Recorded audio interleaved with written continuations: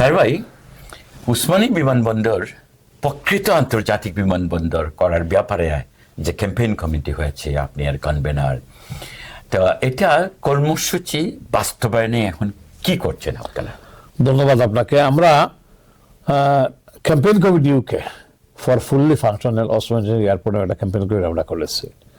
এই ক্যাম্পেইন কমিটিতে আমাদের কমিউনিটির আপনিও আসেন, আমাদের কমিউনিটির নেতৃবৃন্দ অনেক আসেন, আমাকে কনভেনার দায়িত্ব দেওয়া হয়েছে। আমাদের ক্যাম্পেইন কমিটির পক্ষ থেকে আমরা ইতিমধ্যেই আপনি জানেন আমরা এই লন্ডনে সাংবাদিক সম্মেলন করেছি এবং বিভিন্ন শহরে গিয়ে আমরা পাবলিক মোবিলাইজ করতেছি আমাদের দাবি সপক্ষে পাবলিকদের আনার জন্য। আমরা ইতিমধ্যেই আমরা লুটন পাবলিক মিটিং করেছি, নিউক্যাসল করেছি, ব্রাডফোর্ড করেছি, কার্লাইল করেছি, আর বিভিন্ন শহরের প্রোগ্রাম আমরা যাচ্ছি। আমরা সিলেটে একটা ঐতিহাসিক মানববন্ধন আমরা করেছি, যেখানে 500 লোক উপস্থিত ছিলেন। সেখানে আমাদের নেতৃবৃন্দ আছেন, যুদ্ধাহত বীর মুক্তিযোদ্ধা মালেক খান সাহেবের সহযোগিতায়।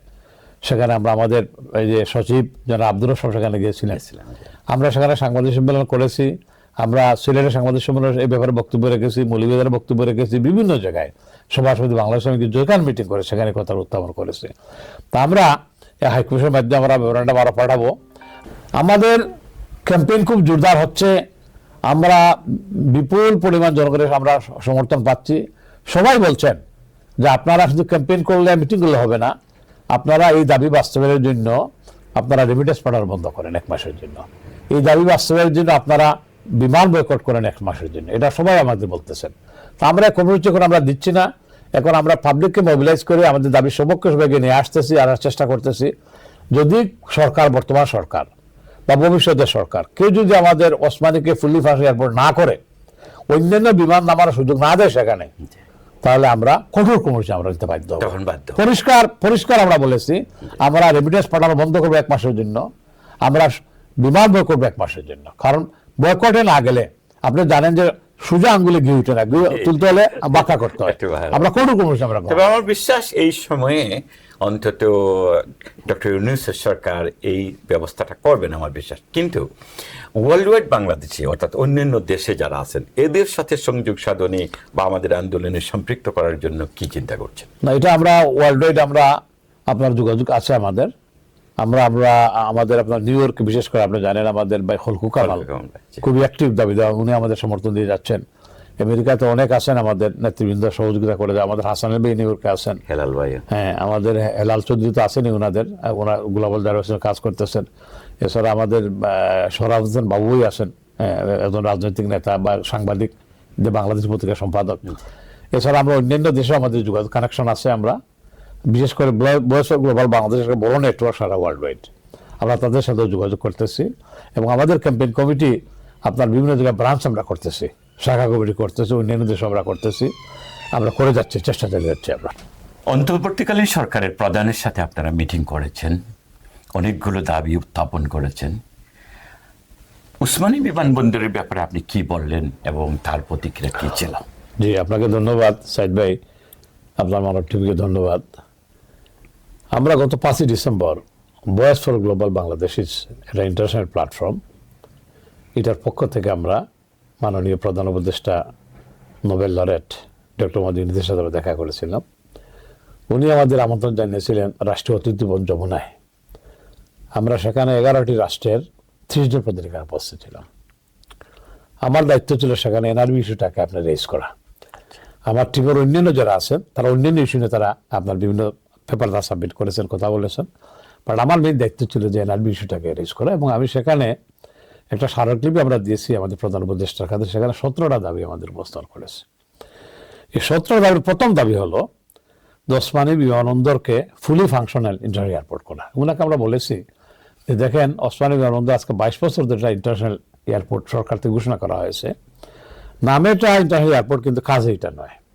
কারণ ওসমানী এয়ারপোর্ট এখানে ইন্টারন্যাশনাল একটা এয়ারপোর্টের যে ফেসিলিটি বা সুবিধা সেটা সেখানে নেই। ওনাকে আমরা বলেছি যে দেখেন, ওসমানী এয়ারপোর্ট থেকে বিমান ছাড়া কোনো এয়ারলাইন ওঠানামা করে না। অথচ কম্পেয়ার করে বলেছি যে আপনার বাড়ি চট্টগ্রামে এবং আপনার শাহ আমানত বিমানবন্দর থেকে আপনি দেখেছেন সেখানে সপ্তাহে 5টি ফ্লাইট ওঠানামা করে, বিভিন্ন দিগন্তে যাচ্ছে, ওমান থেকে আসতেছে, দুবাই থেকে আসতেছে, আসা যাওয়া করতেছে। আমরা সিলেটে কি অপরাধ করলাম? ওনাকে আমরা বললাম যে বিমানের শতকরা 99% যাত্রী বর্তমানে সিলেট অঞ্চলের, কারণ ঢাকার যাত্রী যারা তারা অন্য এয়ারলাইনের সস্তায় তারা চলে যায়। আর বিমানের ভাড়া আপনার সিলেট গেলে 1500 পাউন্ড, ঢাকা গেলে 1000 পাউন্ড, কখনো টাকা 800 পাউন্ড হয়। যে সিলেট গেলে 1200 পাউন্ড, 1000 পাউন্ড, আপনার 1500 পাউন্ড, 1800, যেসব আপনার যে মৌসুম আছে, হলিডে মৌসুম আছে। এখন আপনি জানেন যে দেশে ছেলে মেয়ে যারা হলিডে ছাড়া নিতে পারবেন, স্কুল থেকে যদি আপনি স্কুল বাদ দেয় নাম কেটে দিবে স্কুল থেকে, প্লাস তারপর আর তো ক্ষতি হলো, ক্ষতি হলো। যার কারণে বাধ্য হয়ে আমরা হলিডে মৌসুমটা, বিশেষ করে আপনার এই যে জুলাই অগাস্ট, যেটা সামার ভ্যাকেশন, যেটা এটা আমরা প্রেফার করি, কিন্তু আপনি যেতে পারি না, এত দাম। এবং ওই সময় তারা আরো বাড়িয়ে দেয়। আপনি দেখেন, আপনি একটা এক্সাম্পল দিই, আমার ফ্যামিলিতে আমার ছেলে মেয়ে সহ, আমার নাতিরা সহ আমরা 19 জন, আমি হেড অফ দি ফ্যামিলি। এখন আমি যদি চাই আমার ছেলে মেয়ে এবং আমার নাতিনের সাথে আমি দেশে একটু আনন্দ করব, দেখাশোনা করবো, অন্য দেশে না গেলে সবাই দেশে গেল, দেশে নিয়ে যেতে চাই আমরা, রুটসের সাথে শিকড়ের সাথে পরিচয় করাতে চাই, কিন্তু হাউ ইট ইজ পসিবল? আমার 25,000 পাউন্ড লাগবে ভাড়া, চিন্তা করা হাউ ক্যান আই ম্যানেজ 25,000? জানে অন্য দেশে 300-400 পাউন্ডে যাওয়া যায়। অথচ আমাদের ছেলেমেয়েরা দেখে, আপনি নিজে বলছেন যেটা, যাতে টার্কি যাচ্ছে, মরক্কো যাচ্ছে, ইউরোপ যাচ্ছে, আমেরিকা যাচ্ছে, তাদের তো পয়সা তাদের লাগে না, মোটেও না। এবং অনেকে ওমরাতে চলে যায়, তারা আলহামদুলিল্লাহ। তো কথা হলো সেটা যে আমাদের দেশের সাথে, শিকড়ের সাথে আমাদের ছেলে পরিচয় করার কোনো সুযোগ আমাদের নেই, কারণ ভাড়া এত বেশি। এরপর আপনি জানেন তো এয়ারপোর্টে যে হ্যারাসমেন্ট, যেটা, ওটার কথা আমরা ওনাকে বলেছি। আপনি রিসেন্ট আপনি দেখেছেন যে ঢাকা এয়ারপোর্টে প্রবাসীদের হ্যারাসমেন্ট করা হচ্ছে, সিকিউরিটি, এয়ারপোর্ট সিকিউরিটি তারা মারপিট করে। ল অফ ল্যান্ডে যদি কোনো কেউ অন্যায় করে, আপনি তাকে আপনি অ্যারেস্ট করতে পারেন, আইনের আওতায় আনতে পারেন। তারা 10-12 জন মিলে মারপিট করা। আপনি জানেন যে এক সময় 2001 সালে বাসায় রেজওয়ানকে তারা অত্যাচার করেছিল, আমরা রুখে দিয়েছিলাম, প্রতিবাদ করেছিলাম, ওদেরকে জেল জুলুম দিয়েছিলাম আমরা। কিন্তু এখন তো শক্ত আন্দোলন নেই, আমাদের কথা বলার মানুষ নেই, নেতা নেই আমাদের। আজকে শুধু আপনার রাজনৈতিক নেতার কমতি নেই, কিন্তু কমিউনিটির জন্য কাজ করবে ফিসাবিলিল্লাহ মানুষ খুব কম। আর রাজনৈতিক নেতারা সাধারণত তাদের দলীয় স্বার্থে কথা বলে না, শুধু তাদের সরকারের কিভাবে পাওয়ারে যাবে আর কিভাবে পাওয়ার থেকে নামাবে, এটা হলো তারা খেলবাজি, সান্দাবাজি। কারণ আপনি দেখেন, আমি যেটা আগে বলেছিলাম আপনাকে, এই যে এয়ারপোর্টে আরো উন্নত হতে ওসমানী বিমানবন্দর সবচেয়ে বেশি। কারণ যেহেতু আমরা সিলেটের পররাষ্ট্রমন্ত্রী, আপনার পরিকল্পনা মন্ত্রী, পরিবেশ মন্ত্রী, কৃষি মন্ত্রী, বিমান মন্ত্রী, আমরা কি পেলাম না সিলেটে? সিলেটে অনেক মন্ত্রী মিনিস্টার তৎকালীন সরকার নিয়োগ করে।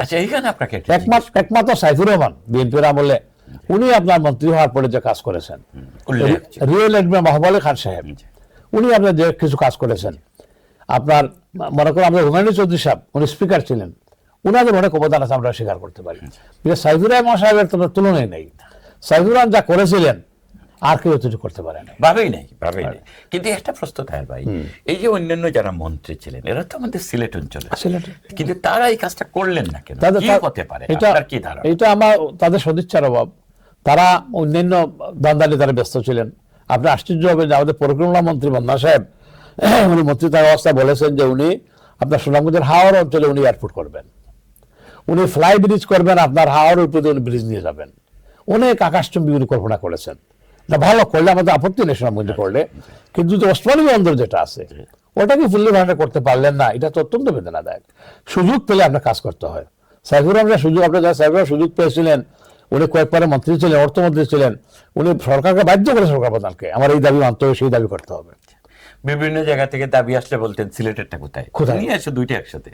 আগে সিলেটে একটা এই গাছ ছিল, এই পাওয়ার ছিল, এই সিনসিয়ারিটি ছিল, এই গাছ ছিল না। আমাদের তো বেশিরভাগই আমাদের তাদের আপনার শুধু লুটপাটের চিন্তা ভাবনা, আমি কিভাবে ধনী হতে পারি, কিভাবে অর্থ উপার্জন করতে পারি, এই অবস্থা। তো এখন আমাদের কথা হলো আপনার আজকে ওসমানী বন্দরটা, আজকে দেখেন আমরা ওসমানী বন্দর আন্তর্জাতিক আমরা করেছি, সেটা আন্দোলন করে আমাদের করতে হয়েছে, এমনি হয় নাই। এখন আন্তর্জাতিক হওয়ার পরে কাজে নাই, নামে আছে অসম্পূর্ণ। এছাড়া এয়ারপোর্টে মানুষদের হ্যারাসমেন্ট করে, বিমানের যাত্রীদের অন্যায় করে, অতিরিক্ত ভাড়া নিতেছে, অতিরিক্ত ভাড়া কমানোর জন্য বিভিন্ন সংগঠন আন্দোলন করে যাচ্ছে, কিন্তু আপনার ভাড়া উঠানামা করে এবং যে সময় হলিডে মৌসুমে ভাড়া বাড়িয়ে দেয়, কেউ যেতে পারে না দেশে। তা আমরা আপনি এখানে আমার একটা প্রশ্ন, আমাদের একজন রাজনৈতিক নেতা যিনি লন্ডনে কমিটমেন্ট দিয়ে গিয়েছিলেন যে উনি চেষ্টা করবেন, তিনি আমাকে জানালেন যে আব্দুল মুহিত চৌধুরী সাহেবের সাথে কথা হয়েছে এবং অতি শীঘ্রই তিনি সিলেট ঢাকা অন্তত যে বৈষম্য, যা আমরা আগে নামি তারপরে আমাদের বেশি ভাড়া, এটা অচিরেই বন্ধ হয়ে যাবে। এটা কিছু আপডেট জানলেন না?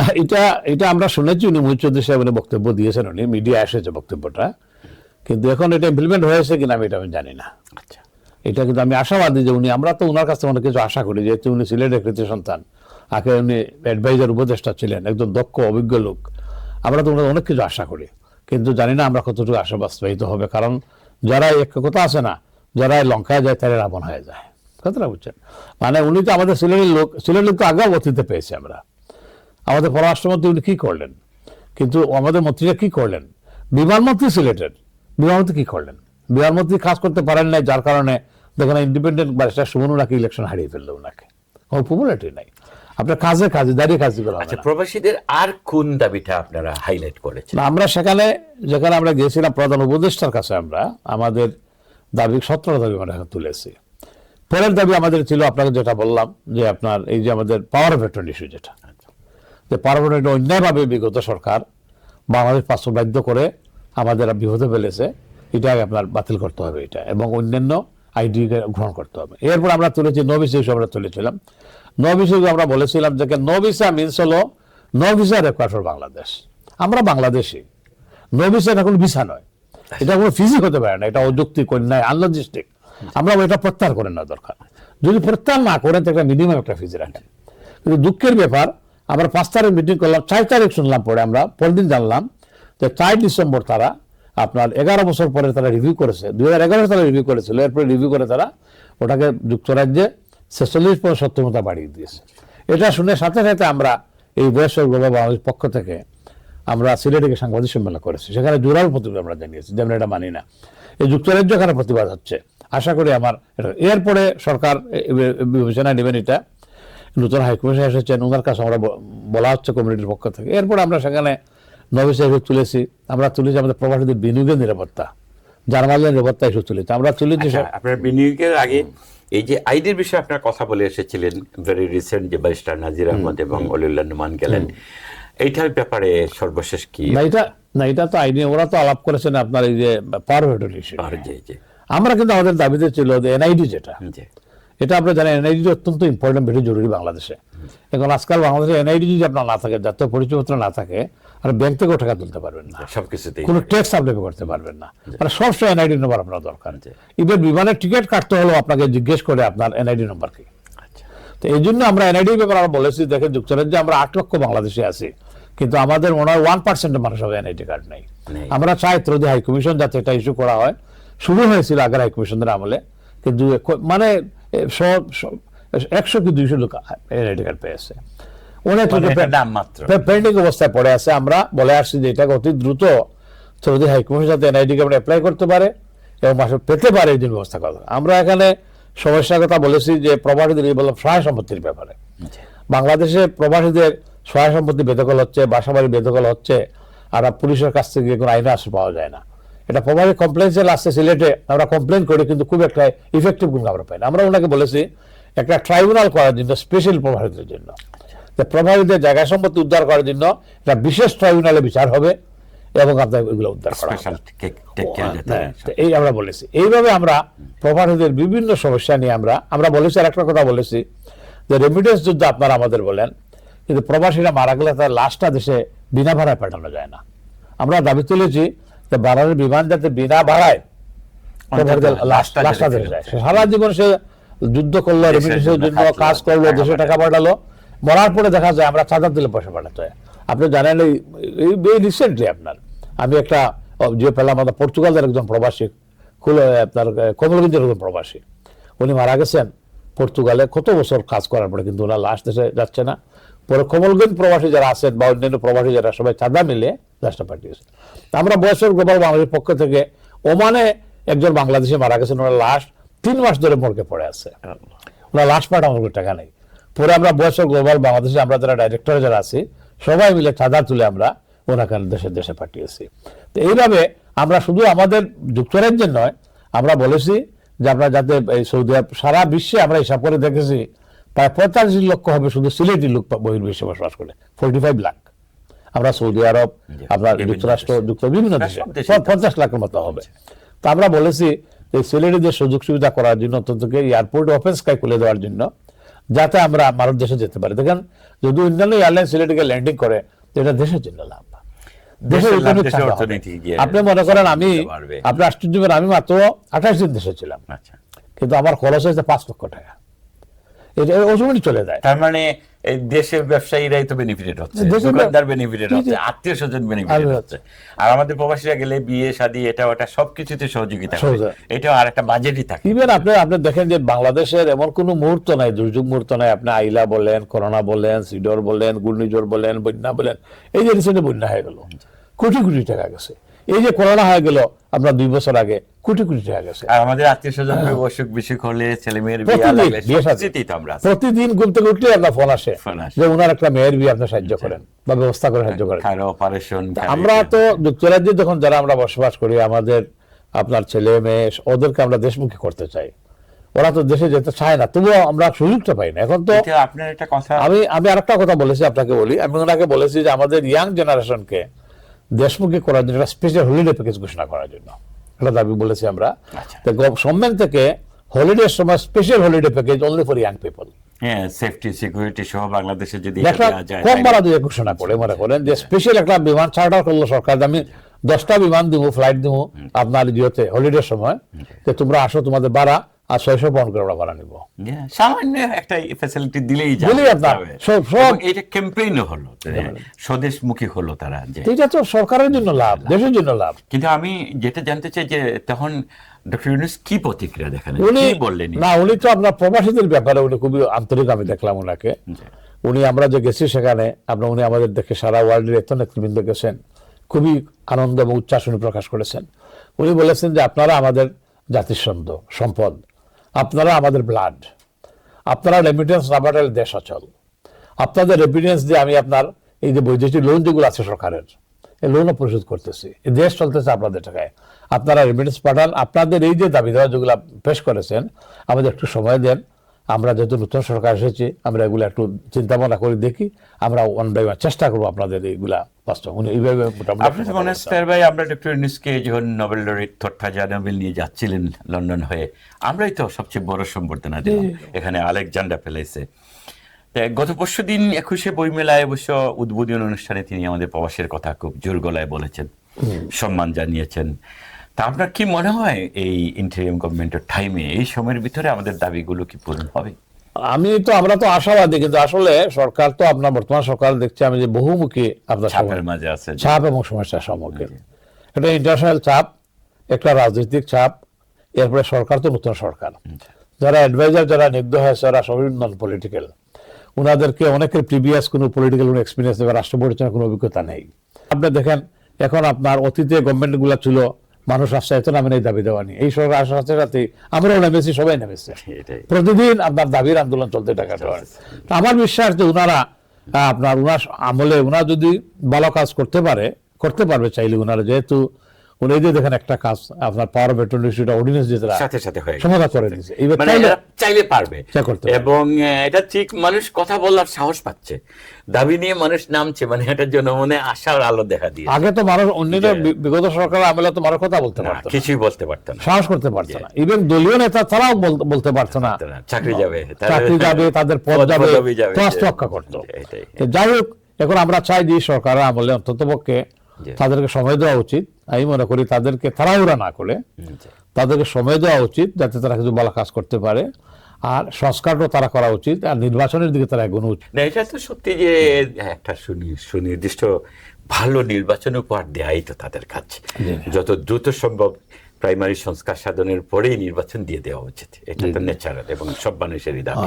আমরা আশা করি আপনার যে ডক্টর ইউনূস উনি অত্যন্ত অভিজ্ঞ জ্ঞানী ব্যক্তি, এবং সবচেয়ে বড় জিনিস হলো যে ডক্টর ইউনূসের প্রতি সারা দুনিয়ার মানুষের একটা সমর্থন আছে, বিভিন্ন নেতৃত্বের প্রতি একটা আস্থা আছে, ওনাকে মানুষ সম্মান করে। সুতরাং পৃথিবীর অন্যান্য দেশের সাহায্য সহযোগিতা পেতে হলে আমরা পাচ্ছি সাহায্য সহযোগিতা, আর আমরা পাবো ইনশাল্লাহ। তা আমি মনে করি যে আমাদের ডক্টর ইউনূস সরকারকে আমাদের সহযোগিতা করা উচিত, এবং তাদের মাধ্যমে আমাদের যে সমস্ত দাবি দেওয়া আছে এগুলো আদায় করার জন্য আমরা লবিং করা উচিত, ক্যাম্পেইন করা উচিত, শান্তিপূর্ণ সুশৃঙ্খলভাবে। আপনি রাস্তা বন্ধ করে দিলেন, আপনার গাড়িগুলো অচল করে দিলেন, হরতাল ডেকে দিয়ে দিলেন, এটা ঠিক না, এটা ঠিক না। এবং এতে যারা ফ্যাসিস্ট তারা কিন্তু সুযোগ নিচ্ছে, এই অবস্থা সৃষ্টি না হওয়া উচিত। তার ভাই অনেক ধন্যবাদ। আপনাকে অনেক ধন্যবাদ, আপনার মানবটিকে ধন্যবাদ আজকে আমার ইন্টারভিউ নেওয়ার জন্য।